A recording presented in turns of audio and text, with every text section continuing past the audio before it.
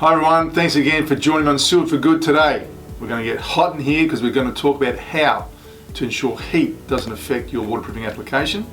And as we get into these summer months now, lots of applicators I see get in trouble at times because they think it's warmer months and they're not prone to any issues on surfaces because they don't have the dampness issues that they've come through in those winter months.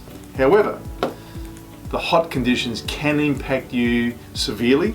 And firstly, understanding what heat can do to your substrate, because it all counts from there. So let's talk about concrete, because concrete is the one that I see often where we come unstuck. And I use that term a lot, but it's really where I see people come unstuck. Concrete can gas. And I was actually talking to one of our guys, Alex, recently, who's an ex-applicator, and he was talking to me about when he was involved with a job many years ago, and he got told by an engineer on when the best time of the day was for him to prime that concrete substrate before he was putting a polyurethane system down. And the advice he got given was a whole detailed version of what happens to concrete during the day, but at the end part of the day, when it starts to cool down, is a great time to prime, because then the substrate's cool, there's less gassing occurring, primer bonds the substrate properly, then you come back the next day, and if you've got a vapor barrier primer down, you can get onto your membrane work without any issue.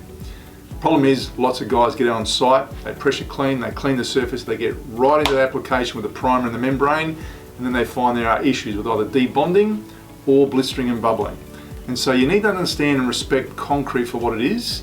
It's a living beast, and you have to understand that with all the pores within it, depending on how it's been laid, how old it is and the age of it, or what's been there previously, it can impact your membrane finish. Take time to analyse the concrete prior to starting, and then you've got every chance that you don't let the heat on the concrete impact you. Now, let's talk about masonry, screeds or renders. You may be going over a screed and think, okay, it's summertime now, I don't have the dampness issues. However, sun comes out or you get differential heat coming through, and you put your membrane down and you get that blistering phenomena. We've spoken about that before.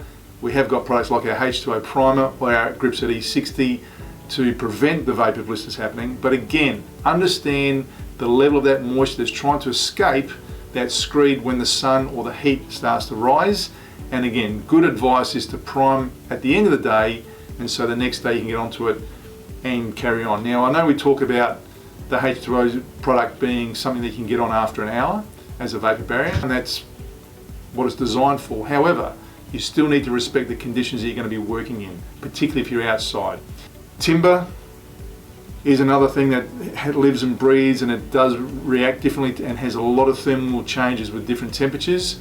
Understand it might, compared to the wet months where timber swells, you can have the opposite happening with timber when it's warm and dries out, particularly if it has been impacted by moisture previously. So again, I'd suggest that with all good applicators, you may have a moisture meter. The good moisture meters will allow you to record the temperature. Know the temperature that you're going on, and I'm talking about the surface temperature. You can get apparatus that will measure surface temperature.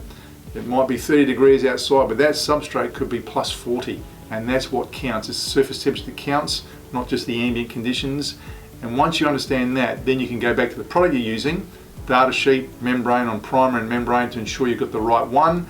And you might be going on site thinking, I was going to use the Gripset 2P today, conditions are really starting to warm up, the surface warms up, and that may not be the membrane to go with. You need to go with potentially one of our liquid systems that will give you more work time. So these are things you need to understand prior to getting out there and just attacking the job.